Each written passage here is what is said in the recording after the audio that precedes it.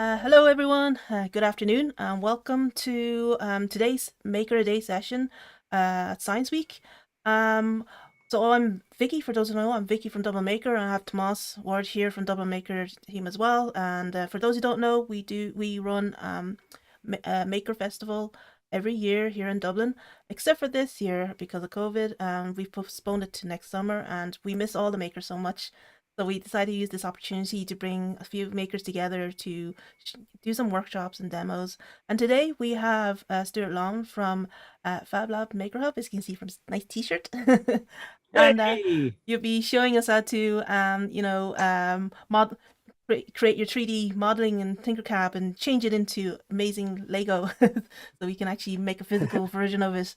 Um, so for those joining us today, we do have live chat. So if you have any questions regarding like 3D modeling or anything with Tinkercad, uh, do drop it into the live chat and we will go through them on Q&A. And if maybe Stuart might be able to might have a chance to answer questions during the video, he'll do that as well. So Yep.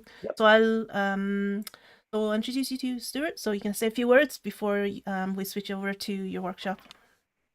Yeah, sure. Hi there, everybody. I'm Stuart from Fab Lab Maker Hub. We run a mobile Fab Lab up in the Northwest. We kind of cover a few counties: Sligo, Leitrim, Cavan, Longford, Roscommon, those kind of areas. We're not into Donegal yet, Thomas, so we'll try and head up to your county, one of these days, Forgotten County, yeah, we know all about it. Yeah. I hear the weather's not great up there, so maybe we'll. Good, yeah. So we have a whole, a raft of equipment that we bring around to various places, to schools and community centres and businesses. 3D printers, laser cutters, vinyl cutters, Arduinos, microbits, all those are kind of useful bits and pieces. And we run workshops showing people, how to make things and do things. So this is a workshop that I've run a couple of times, and we kind of did a little video of it, because it's always best to have something prepared, because with these live things, stuff can always go wrong. So nothing's going to go wrong, hopefully. So I'll hand back to Vicky. That's all part of the charm of things go wrong. Don't worry. Exactly. Yeah. You can roll VT, I guess. Yeah, Right. we improvise, right? Yeah. I know. Okay, I'll see you later then. Hello and welcome to this Fab Lab Maker Hub video. In this series of videos, I'm going to be showing you how to do 3D modeling with Tinkercad and how to turn that 3D model into a digital Lego model that you can then rebuild in the real world. So let's get started. This is part one. So we're going to be using software called Tinkercad. Now Tinkercad runs in your browser, so there's no need to download any software at all. What you do need to do though is join up with your email address. If you use the Join Now button in the top right hand corner, create your own personal account. Once you've done that, you can then sign in. Click on the sign in button and then sign in with your email or username. Once you sign into Tinkercad, you'll be in the Tinkercad dashboard. Here you can see all of the models that you've created up to date. To create a new design, literally just click on the Create New Design button here. This will take us into the main Tinkercad page. Once you're into the main Tinkercad page, the first thing you'll want to do is to change the name of the document. Tinkercad by default gives your document a random name, which can be sometimes quite amusing and confusing. Here I have Smashing Walt Amour, so I'm going to just change the name of this to Lego Model. The Tinkercad interface has three main areas. You have the menu bar along the top here, the work plane in the center, and the shape library over on the right hand side. To show how we can navigate around in Tinkercad, I'm just going to drag a box from the shape library and put it onto the work plane. Click with the left mouse and drag onto the work plane. If I let go of the mouse button, the box appears. Now I get a little panel appear over here which allows me to change some of the properties of the box. For the moment I'm just going to hide the inspector here. Now to navigate around I'm going to use the right mouse button. If I click and hold the right mouse button and drag around, I can actually move around and see the box from all sides. I can even look underneath the box as well. If I use the scroll wheel in the middle of the mouse, I can zoom into the box and zoom out of the box. If I hold down the button on the scroll wheel, I can pan backwards and forwards and up and down. If I want to select the box, if I click and hold the left mouse button, I can draw a box over the box to select it. I'll show you that again. Click and that selects it. I can also use the cube. This is called a view cube up in the top left hand corner here. Click and hold the left mouse button and I can pan around in the same way as with my right mouse button. If I get totally lost, for instance, if I zoom all the way out, I can click the home view button here, the little house, and that resets my view. I can also zoom in and out using the buttons here. Now the shape library over on the right hand side has an assortment of different basic shapes. Boxes, cylinders, spheres. By default, anytime we drag a shape from the shape library onto the work plane, the shape sits on top of the work plane. Think of this as like a piece of paper that we're creating on. Using the work plane tool, we can drag our work plane and lift it up on top of objects. So for instance, if I drag the work plane tool here and put it on top of the box, you'll notice that it turns orange. And if I zoom and rotate around, you can see that the work plane is now sitting on top of our models. Now this is useful if we want to start building up on top of things. If I want to put my work plane back on the ground again, I literally drag the work plane anywhere in the free space and then it turns blue again, and now I'm back on the ground. So what I'm going to do is just create a very simple model. Create a model of a house. There are a couple of ways we can change the size of the objects on the work plane. If you notice, if I zoom in here, we have these little white squares in the corner of the object. If I click on these, I can pull them and just drag them. Click and hold with the left mouse button and I can pull and drag them and change the size and shape of the object. Also, you'll notice that when we click on one of these corners, we get the measurements. These measurements are in millimeters. If we look down the bottom right hand corner, we can see that our grid is set up to be 1 millimeter. Each one of these little squares here represents 1 millimeter in the real world. So if I want to set this box to be 40 millimeters by 40 millimeters, I can now type that in directly. To change the height of the box, you'll notice where there's a little kind of line down the middle of the box. If I click on that, that gives me the height of the box, and I can change that to 40 millimeters. So now I have a cube that is 40 millimeters square. So as I was saying, we use the shape library to build up our models. So I'm just going to grab the work plane again, put it on top of my cube, and I'm going to create a very simple model here and then try and bring that and create a Lego digital recreation of it. So I'm going to grab a roof and put that on top here and just create a little house.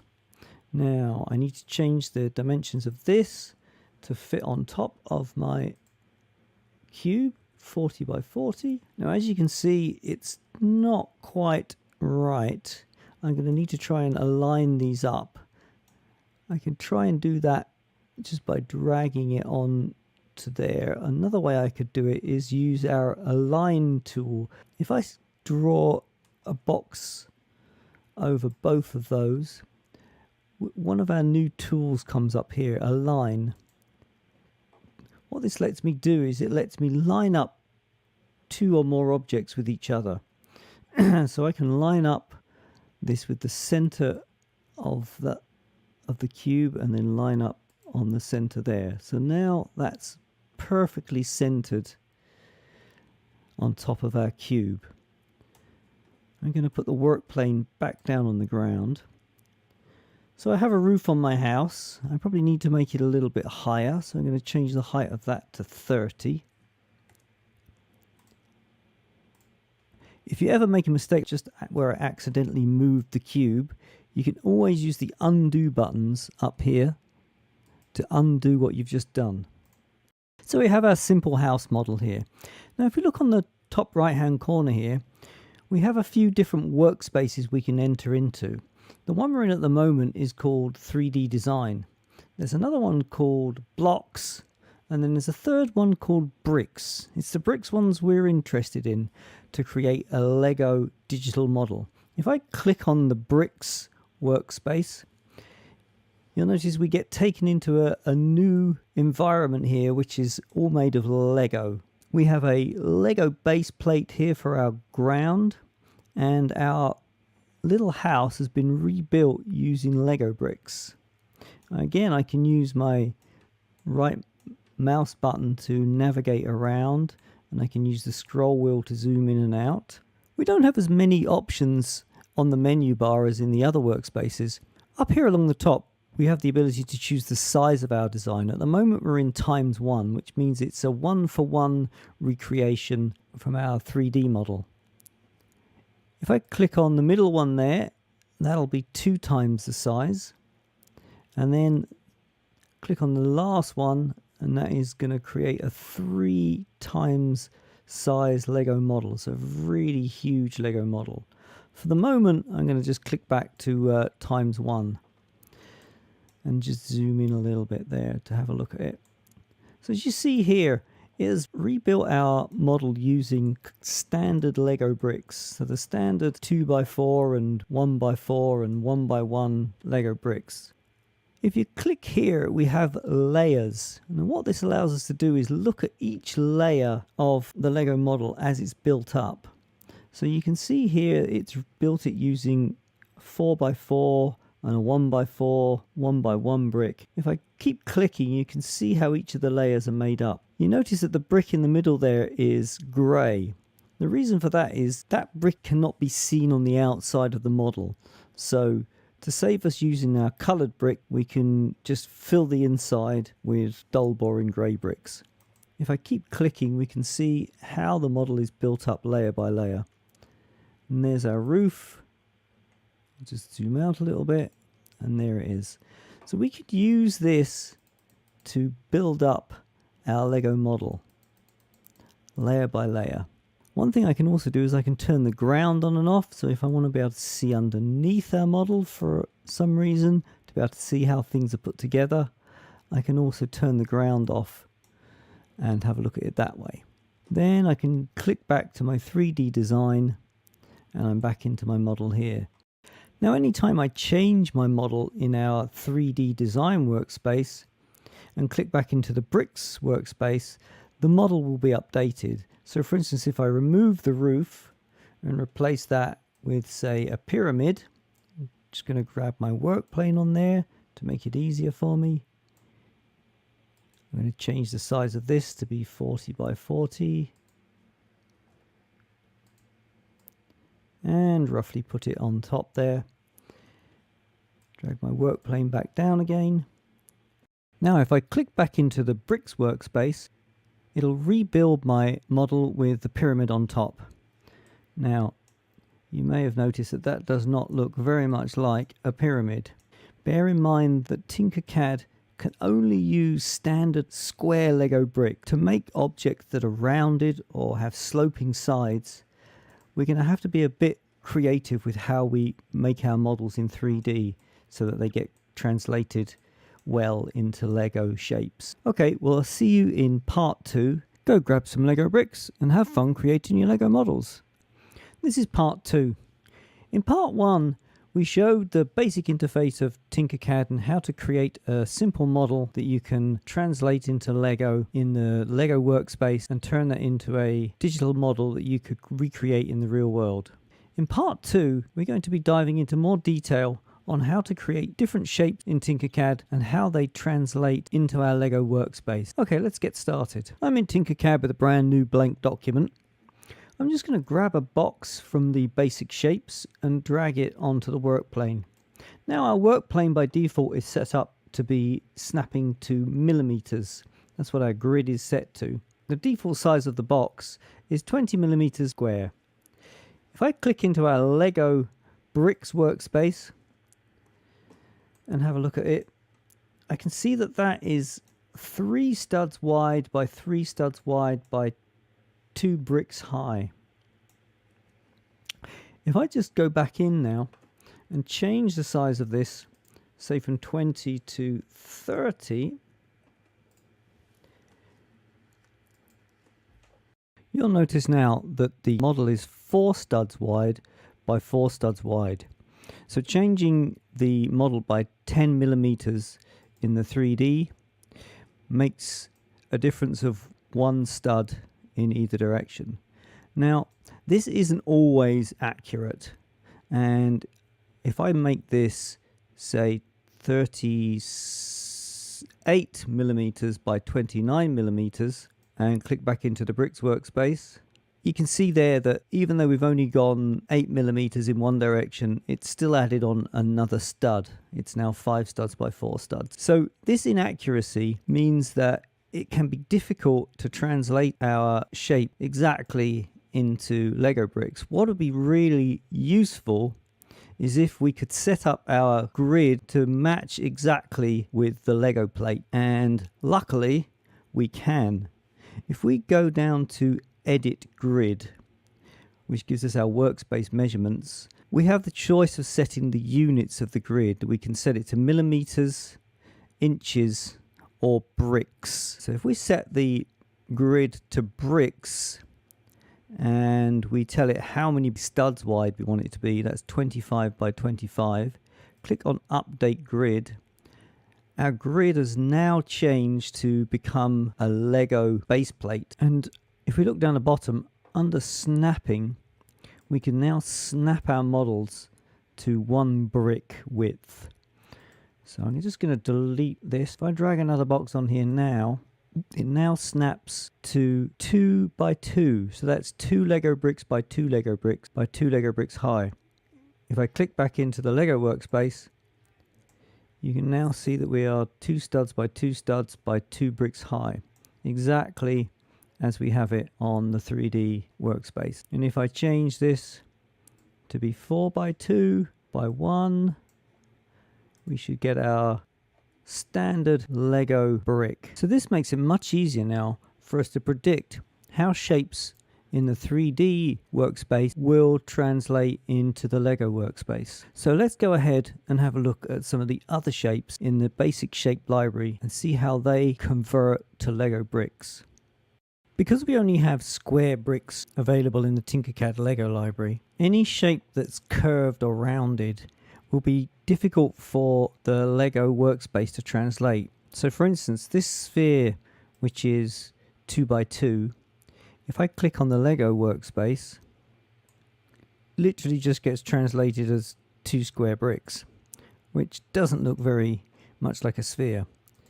To make it look more like a sphere, I'm going to have to change the size of that to make it larger, to give the Lego workspace more information to work on. So if I make this 5 by 5 now and click back into the Lego workspace, you'll see now that it's looking more like a sphere.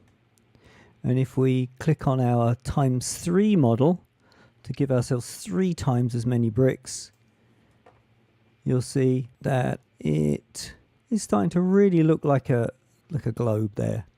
Okay, let's have a look at some other curved shapes and see how they work out. Let's delete our sphere. Let's grab a cone and let's make that 4 by 4. Let's grab a cylinder and make that 4 by 3. And let's grab one more. I'm going to go down here and grab a paraboloid.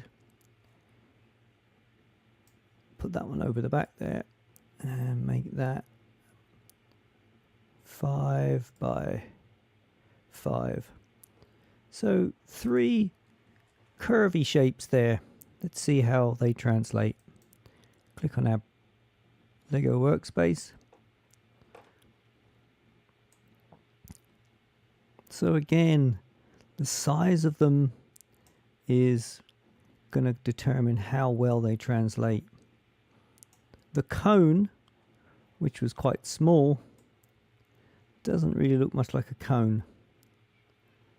The cylinder, it's a bit kind of cylindrical. The paraboloid there is the most interesting, and again, because that was the largest of the shapes, it has translated much better. Let's click back and have a look at our shapes again. Just click between them and have a look. And back again. So what this proves is if we want the shapes to be closer looking in Lego to how they appear in the 3D, we'll have to make them bigger than we probably would normally. So, for instance, if I want to make the cone look more like a cone, I'm going to have to make it probably maybe 7 by 7 by 6. And if I click back into the Lego Workspace now and zoom in, there we go. The cone is looking much better now that we've increased the size of it. So bearing this in mind, we can now start to piece together some models. So let's go ahead and do that. So here's a Lego model I created of a castle. And I'm going to take you through how I built this and show you some tips and tricks of Tinkercad along the way. Let's click back into the 3D model and we can see what it looks like. There it is in 3D. Now I'm using a collection of shapes here. I've got cylinders and cones and just standard boxes. What I'll do is I'll delete it and I'll start again from scratch. So I'll just select all of it and hit delete. The first thing I'm going to model is the 4 corner towers. To do that, I'm going to grab a cylinder and I'm going to make this 7 by 7 by 5. And I'm going to change the color to grey. The next thing I'm going to do is put the work plane on top of that and grab a cone and change this to 7 by 7 by 6. Now to get those perfectly lined up, I'm going to use the Align tool. I'm going to select both of those, click on Align, and then align to the center and the center. There we go. And then I'm going to put the work plane back on the ground. The next thing I'm going to do is select them both again, and I'm going to group them together using the group command here. You'll notice when I select the group command, it turns the cone grey. I don't want that. I want the cone to stay the colour that it was, and I'm going to click on multicolor. That will keep the 2 colours separate, but keep the model together as one. Okay, so what I want to do now is make a few copies of this for each of the corners. So I'm going to use the duplicate button up here. Now that doesn't look like it's done anything. What it's done is it's made a copy of the shape and placed it back on top of itself. So if I drag out to the side, you can see now that I have another copy of it. What I'm going to do now is select both of those duplicate them, and I can drag them both out. So now I have 4 copies of my tower, my corner towers. I just need to get them into the right position, and I'm going to use the grid to do that. If I look down the bottom here, I'm going to position each one right in the corner of the grid.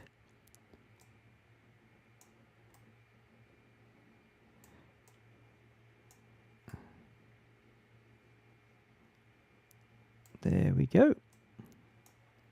That's perfect. So now they're very evenly spaced. Next thing to do is to draw the walls using a box. So I'm going to grab a box and throw it on there. Now what I want to do is I want to nestle this box into the wall of the tower. So I'm just going to push it into the wall of the tower there, and then drag it out, and again just nestle it into the tower there like that, so they have a nice tight fit. And I'm going to lift that up to be 4 blocks high. Now to copy this, I'm going to use a keyboard shortcut. I'm going to hold down the Alt key, click on the block and drag, and that creates a copy for me. And I'm just going to put that back into the wall over on the other side. I'm just going to turn around and make sure that that's where I want it to be. I think I need it to come one more in. Yep, there we go, one more in. So they look pretty identical. Next thing then to do is to do the walls on the other side.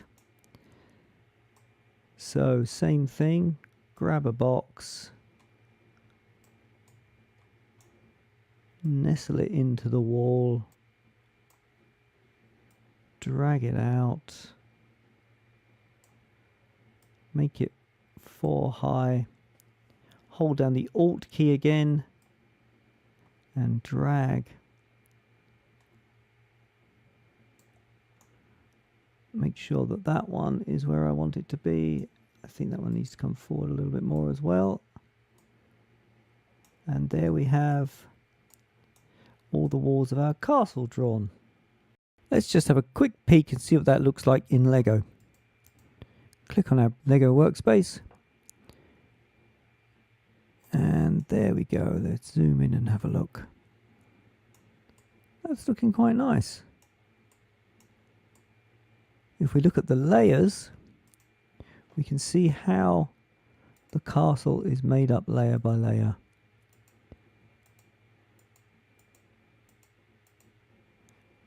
That's great.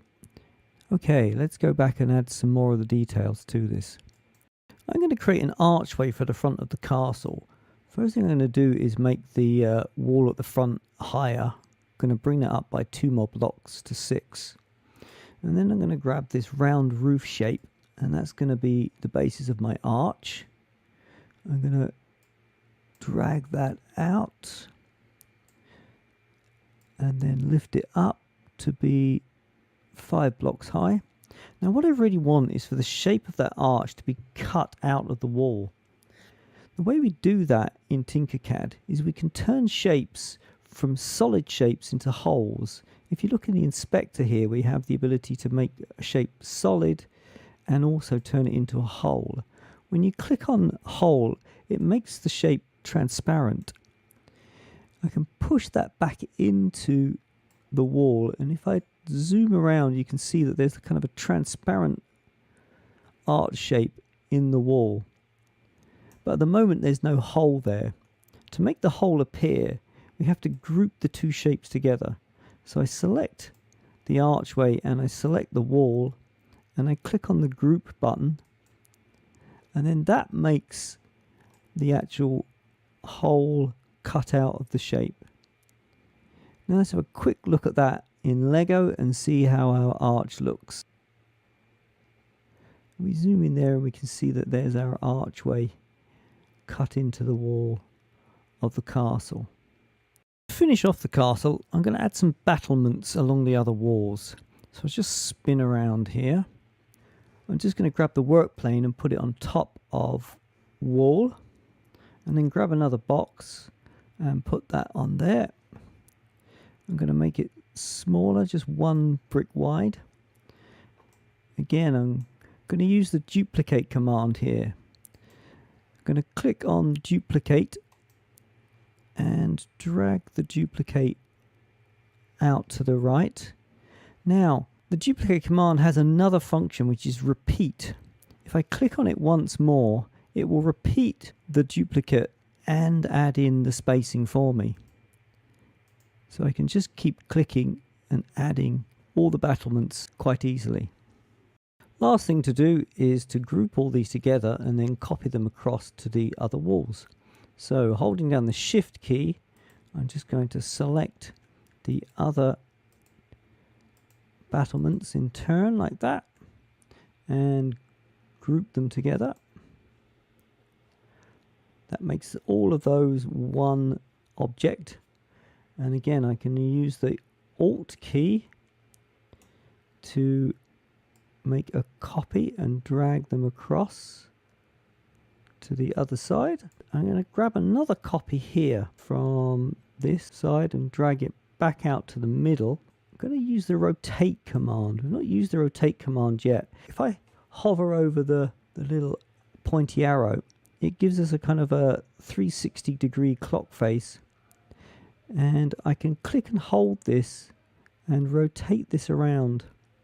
If I rotate it inside the circle, it locks to certain positions. If I rotate it around outside of the circle, I can free rotate it to any position I want. I'm going to lock that into 90 degrees. And then I can move the battlements back onto the wall over here. What I'm going to do is move the work plane back down onto the ground, and then I'll be able to nudge those back in and fit them in a lot better. There's our finished castle, complete with battlements and arch. Let's have a look at that in Lego.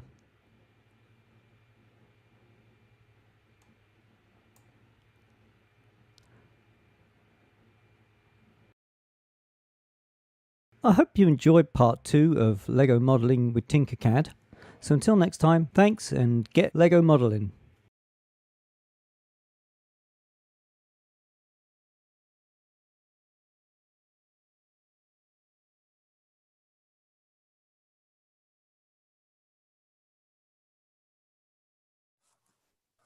All right, thanks Stuart for that. I think you said, yeah, it's over. know. Well, no, hold on, we're live now. We're live on the stream. Building a nice little castle there. Hold on. Yeah. Sorry, we were actually live there. Just a second. There's a delay. Sorry, we were just live there. I was on mute. Had to put us back. Hello. Yeah, what happened? Yeah, we were just live there. I had to put us back into. How did we go live? So I just pressed live, but I was on mute. So sorry. Technical issues, so I forgot to tell everyone. Oh, I was trying to tell you, but I was on mute. So we're live now, but I know Stuart wanted to do some want to show stuff. Some secret stuff, right? Some hidden stuff. Yes, indeed. So this is on top of the video that you just showed, which is great. So I'm gonna just gonna put it into a bigger view so you can actually show people, because there's gonna be some code in here as well. Just give me a sec. Okay, I'll share out my desktop, will I? Yeah, go for it. Okay, here we go. Okay, there's my desktop share. Okay.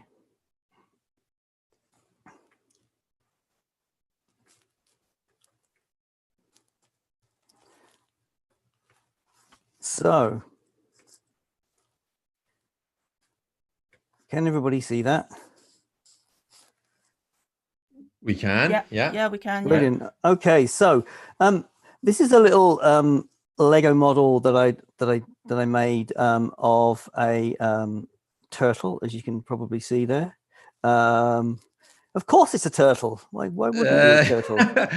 Well, you know, maybe looks like a garden gnome has fallen head first into the snow. Well, you know, there we go. But you know, for the purposes of using our imaginations, Thomas. This is a turtle. It's Turtle-esque, we'll call it turtle-esque. yeah.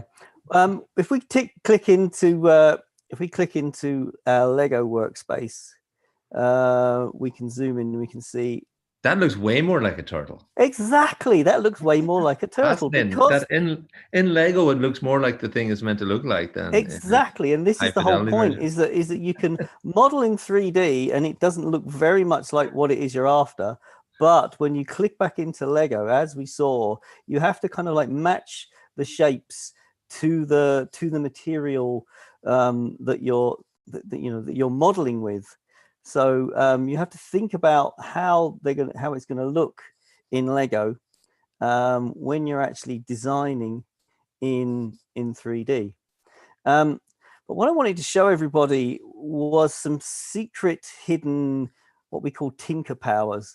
Now I showed in the videos you just saw the fact that we can turn on the layers in Tinkercad and we can click through the layers and show each individual layer. So if you were very eagle-eyed, you could maybe kind of like zoom in and kind of work out which Lego bricks you needed, although it's a bit tricky to do that.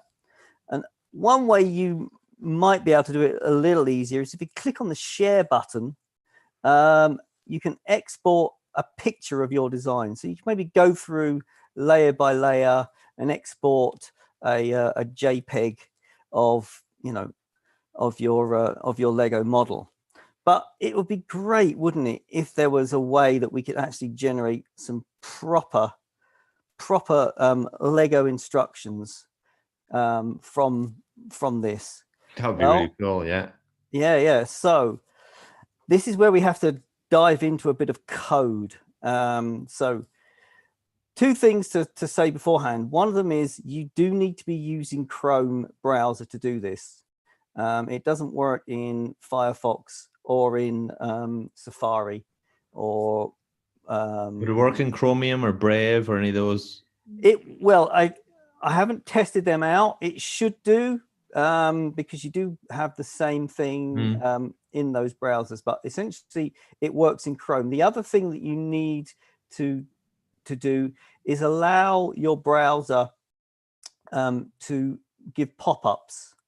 So if in Chrome here, if I click on the little padlock icon, I've allowed pop-ups, and there's a reason for that, as you'll see. Okay, you can turn this off again afterwards if you don't like having pop-ups coming on. And then what we need to do is we need to click into a view and then go all the way down to this scary thing here called developer, and then go across to Java console. Once we open up the Java console, it looks quite scary. We have all of this kind of like, text and programming information over here on the right-hand side. Don't worry too much about that. We're not really going to be delving too much into it. So what I'm going to do is just pull this over a bit so you can see a bit better. And I'm going to type into the box down the bottom. You've got a little flashing cursor down the bottom. And I'm going to type in a command. And this is my TinkerPower, okay? So I'm going to type in TinkerPower, and you see it kind of auto fills it for me. So it's TinkerPower, TINKER with a capital T, power with a capital P. And then I'm going to put a dot, and then I'm going to brickify. So this is the secret command, brickify. And then I'm going to put another dot, and then I'm going to generate PDF, and then I'm going to put open and close brackets. Now, when I hit the enter key or the return key, nothing much should happen for a second or so, but then it should pop up a new window in my browser. And there's the new window in a browser, and it gives us what we call a brick summary. And it tells us exactly how many bricks our model uses and the quantity of them. And if we scroll down, it then gives us a nice top-down grid view showing us exactly how many bricks we need to make up each layer. And it goes layer by layer, and it shows you kind of like a dotted outline of the layer below, so you know where to kind of place bricks. And then we can carry on all the way down to our last layer. That's really cool. Yeah. And then if you want to, you can save that. You can obviously just go and print it out, or you can actually save that PDF, just download the PDF, say onto your desktop. I'm just going to call that Lego, and you now have the full Lego instructions for your model. That is cool. What I like about it is obviously that's even a basis for running, letting your imagination go and maybe enhancing this set of instructions, right? Like exactly, yeah. taking screenshots of the 3D model, inserting it, have a bit of fun, create a little Lego character instructing you through it. You could exactly enhance this, right? Because the first page there looked very terse. I saw this first page run up, I go, okay, not quite an IKEA instruction set, but then on the subsequent pages, it's really cool. So you also can you export it in any other format? I saw PDF, there's JSON, anything else? Anything editable if you like. Well, I'll show you one other thing. Well, actually, I'll just show you the layers. So I exported, and here is the Lego model that I made, layer by layer, being built up with my instructions. I even found some Lego bricks with eyes on to give my little turtle a nice little finish. And then here he is, finally made. That is great. From all sides. That's really great. Now you're probably wondering, you're probably going to ask me, where is the model then? Well, Lego doesn't last long in my house. I've got two boys, sort of under 12, and so Lego doesn't stay made for very long in our house. So this unfortunately this got you'll have to get yourself some Craggle, is it? Exactly, Craggle it. Yeah, exactly. So yes, there are other things we can use these TinkerPowers for. Now that we know about TinkerPowers, there's other things we can do with them. So if I go back to our console here, and I type in tinkerpower.brickify, the other thing I can do is I can actually download a 3D model that I could then take and print on my 3D printer. So if I go brickify.download STL, open close brackets, and hit return, it should, yes, it has, it's downloaded an STL file for me. And if I show that and bring this over here, I tell you what, I'm going to open that up with Cura. No, actually, I'll open it up with Flash Print. So I'm going to open it up in my 3D printing software. Hang on a sec. Here we go. So here's my 3D printing software. And there is my 3D model of my turtle. So I can print that out in my 3D printer, and I'll have an actual 3D printed Lego model. And it has all of the kind of the Lego bits underneath. So if you wanted to, you can connect other bits of Lego to it. So you can generate your own kind of custom Lego bricks from this, if you think about it.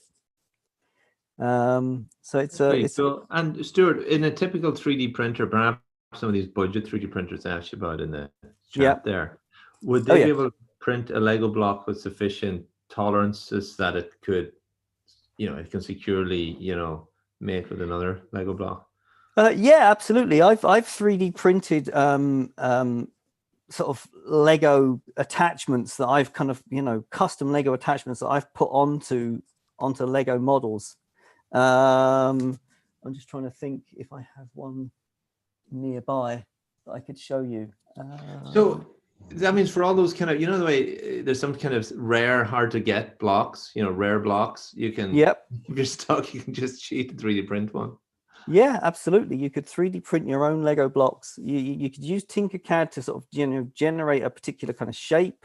Yeah. Say you wanted to, a Lego block that, was kind of like I don't know, an X shape or Yeah, something not shape. non-standard. Something non-standard. Yeah, absolutely. And then you could 3D print that out.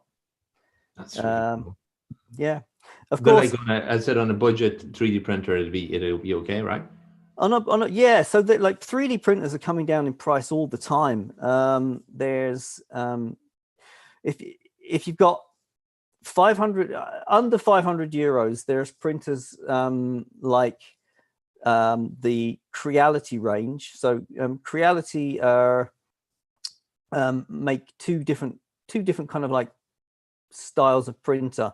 There's one called an Ender, and they do two different versions of that. There's like an Ender 3 and an Ender 5, and they're kind of almost like kits that you can put together yourself, but they're not very complicated kits. You'll build one in an hour. They're very, they kind of just bolt together, and they're fantastic printers, great quality off them, and you can get one of those for sort of around 300-400 euros.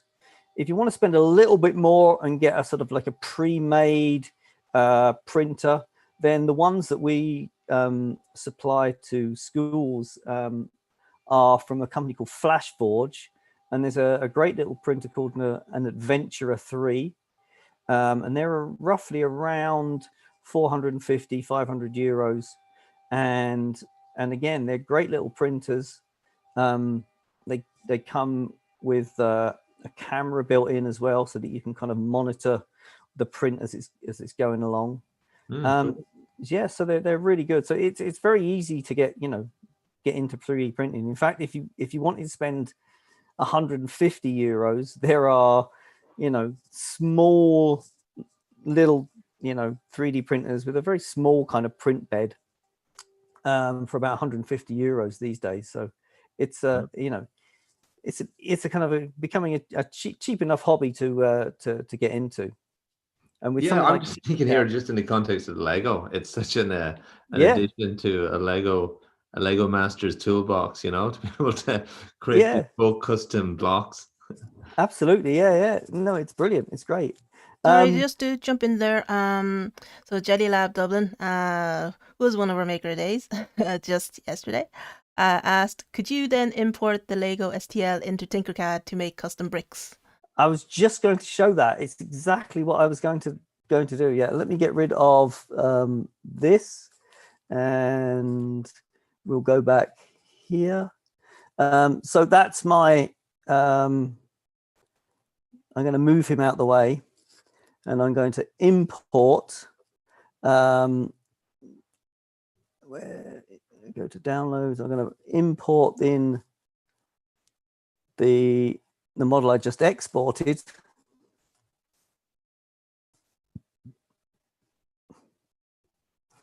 Give it a second.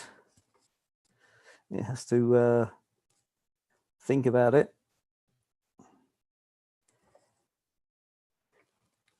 So yeah, so Tinkercad can import 3D models. So if you find a 3D model on the web, maybe on a website like Thingiverse, you can import that into Tinkercad, and then you can kind of then go and modify it. So there we go. So there's the imported model. Now it's got a few issues where it's kind of made a few kind of errors on importing. So this is probably a bit too complex for it to kind of like process, but something a little bit simpler would be able to import quite well though. But it gives you an idea of what you could do. You could then go and start adding in extra blocks on top of this to create whatever you wanted, really. So yeah, it's it's very easy to kind of use existing 3D models and then kind of modify them. We use it all the time for sort of doing stuff like that. Cool. Anything else, Ting? Yeah. Are there any other questions? Yeah, Jelly has that. Oh, I ruined your surprise. Sorry. No worries, that's grand. No, I was going to show that anyway. Yeah. Any other TinkerPowers? Any other TinkerPowers? They're the only ones that. Like, what are they there for? How is? Okay, so I'll give you a bit of a background on this, because I've actually been talking with the development team in Tinkercad. These TinkerPowers were kind of made known to me a couple of years ago, and I kind of forgot about them, and then we were kind of putting together a workshop, and I kind of remembered them and sort of went back and they weren't working, and so I wrote to the developers in Tinkercad and said, these things still exist? And they said, well, they are, but we're not actively developing them, but we might incorporate them into future versions of Tinkercad. And I went, well, it sounds to me like it would be a really, really good thing. And then I left it, and then I came back to it a couple of months ago, and they've started working again. So, these are kind of hidden powers that the developers kind of have put in there for their own use. So they may not always be available. They might sort of update the software and it might break something, as software developers always do. They break things to fix things. So, but at the moment they do seem to be working, and they seem to be working well. So, keep an eye out on the developer thing, and maybe if you type in TinkerPower, you might see that there's other things available to you. At the moment, generating the PDF and downloading the STL are the only two that I know actually work for real. But that's not to say that there won't be other TinkerPowers coming. And there might be other little Easter eggs or other little discoveries hidden. Yes, exactly. All these software. Yeah, exactly. Yeah. Having said that, the developers aren't letting me in on all the secrets. So. Yeah. Well, yes. Yeah. A bit of hacking, a bit of exploring. Yeah, exactly. A bit of hacking. That's what we like to do, isn't it? We like to hack.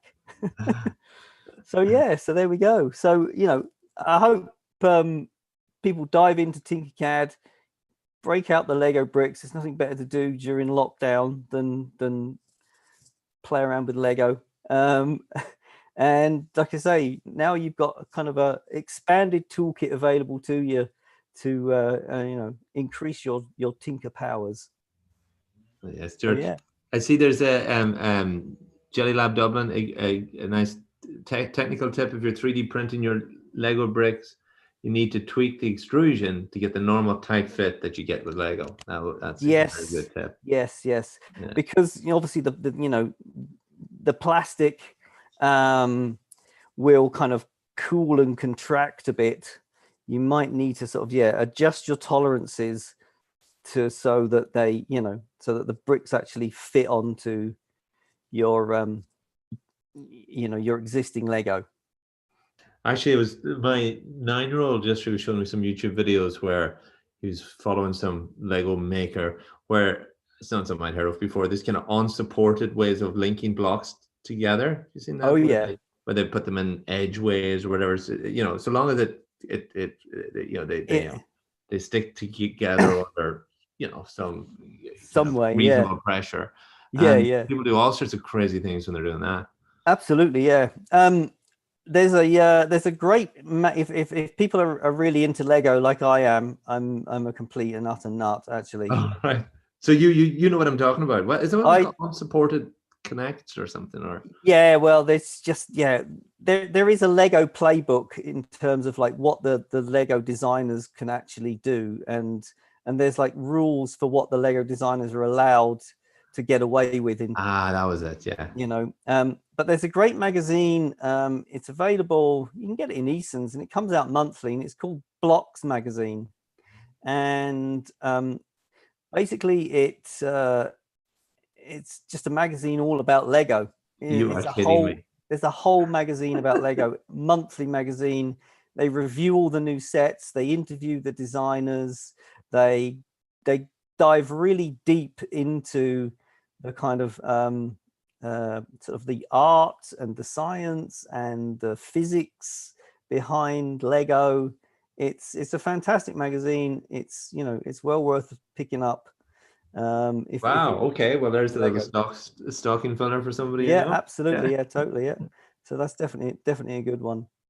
So yeah, so if there's any more questions? I don't think there's any more questions, but I think there's one thing that kind of just popped just in my head all the way through is I'm a big fan of Simone Gertz on YouTube. Oh yeah, yes, Simone's And brilliant. one of her recent one was building out of Lego a photo snapping booth for her dog. Oh right. It was a very simple shape, but she was using she was actually designing it, you know, 3D modeling it as well and designing it. It was a huge build. It was a lot of Lego bricks, even though it was quite simple structure. But I couldn't stop thinking of that, you know, when I was watching what you're doing, and I just keep thinking of her build when she's trying to design. She's great. She does some amazing stuff, you know. And she was involved with the Tested, Adam Savage and Tested, and actually if you dig back on the Tested YouTube channel, they have a lot of kind of videos of them building Lego models and chatting to sort of like the Lego designers. The one that sticks in my mind is when they got the director of WALL-E on to talk about building the WALL-E Lego model. That was a fantastic video. Yeah, so go check that one out. Oh, I've got a question from Deirdre. If you can print Lego, how does that fit with patents? Oh, very good. Well, and copyright, etc. Well, yeah. So if you're doing it for personal use, it's kind of okay. If you're doing it to sell, it's not okay. The the kind of the patent on the original Lego brick, I think, has expired. So you know, you can model up a Lego brick, you know, reverse engineer it, get a pair of calipers out and measure it, and, you know, design it and print it out. There's nothing stopping you doing that, but obviously you can't then go and sell that. You would be breaking sort of, you know. Oh, Jelly Labs just jumped in saying, as far as they know, Lego basic design patents have expired. Yeah, exactly, the basic ones. So all the sort of basic bricks that, you know,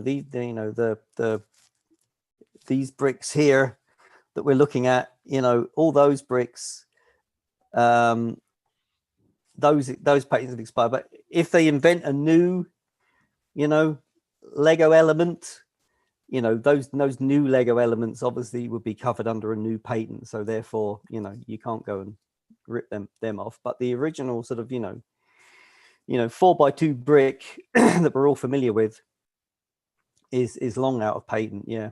Well, I can foresee a schism in the Lego world where they're probably kind of diehard enthusiasts who will only build with the old bricks, the classic bricks, and probably modern builders who are adopting or incorporating every mod con of a brick that Lego Inc. are putting out there, I suppose.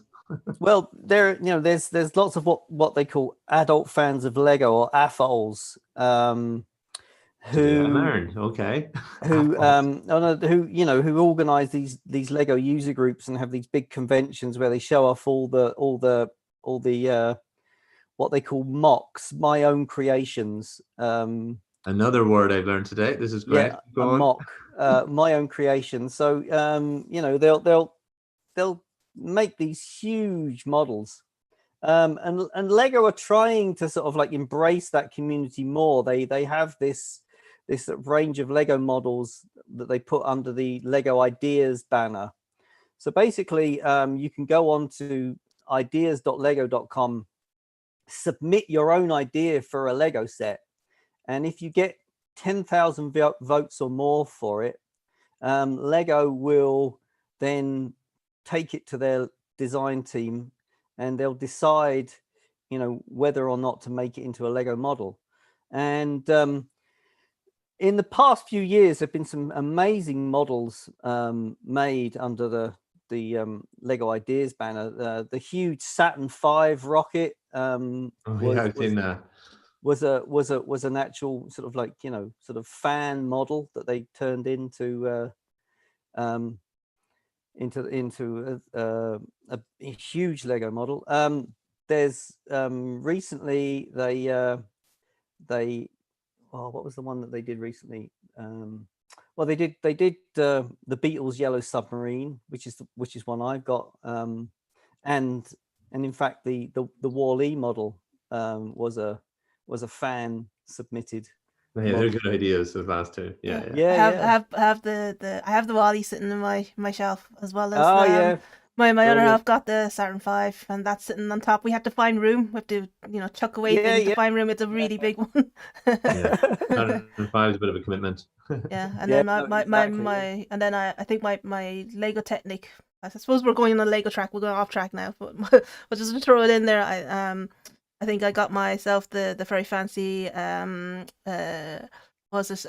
Lamborghini one.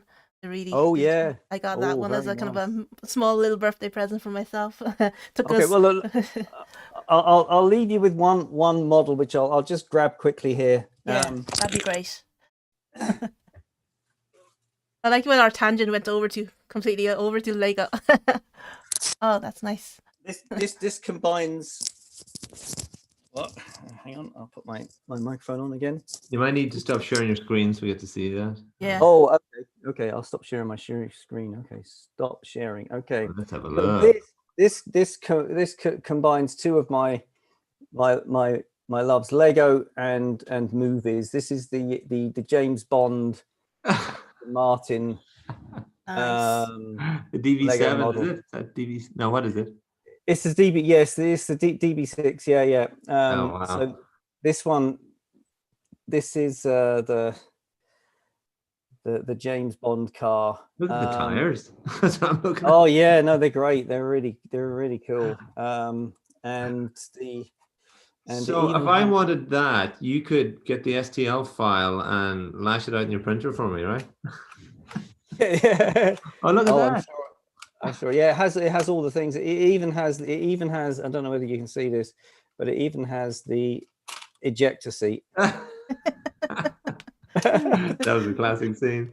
Yeah. So there we go. So that's my pride and joy. The kids aren't allowed to play with that one. Understandable. So I think we're way past our allotted time, but Okay. it was great. It was a good little chat. It was great seeing like there's so many like things you can do on Tinkercad. Thanks for all the bonus material, and also segue and stuff into Lego, because it was Lego related, so it was all good. Oh yeah, no, so, we got to, yeah. Thank you a lot for putting all that together and showing us a lot of tips, and also people keep an eye out on TinkerPowers. You know, and there's like things that I completely didn't realize that you can actually just create your own custom model on Tinkercad, because all I could think of was just creating a model, just 3D print it, and then and then there's a switch that you can flick and you can actually, you know, build your own Lego models, which are pretty cool. Yeah. So and plus you know, you can reverse the process, but you probably need a bit of tweaking to get it right. But bit of tweaking, but yeah, exactly. But that's pretty cool. So thank you for your time, and thank you to everyone who's joined us and asked questions, and thank you to Tomas, all your lots of questions, and and I will basically wrap up with you here, and I'll just switch over to myself, where I'm just going to announce tomorrow's session. So thanks again once more thanks everyone. Thanks everyone. Thanks a lot. Thanks again to Stuart from Fab Lab Maker Hub. For his session today. So for tomorrow, we have Nathan Wheeler from Crafty Nathan Creation. So he'll be here at 1 o'clock, and he is going to show you how to build a small-scale diorama of Country Road. So it's going to be really crafty and lots of glue and stuff like that. So don't forget to hit the subscribe button and the notification bell, when the video comes live. So thank you again to everyone, and we'll see you back here tomorrow. And I'm Vicky signing off.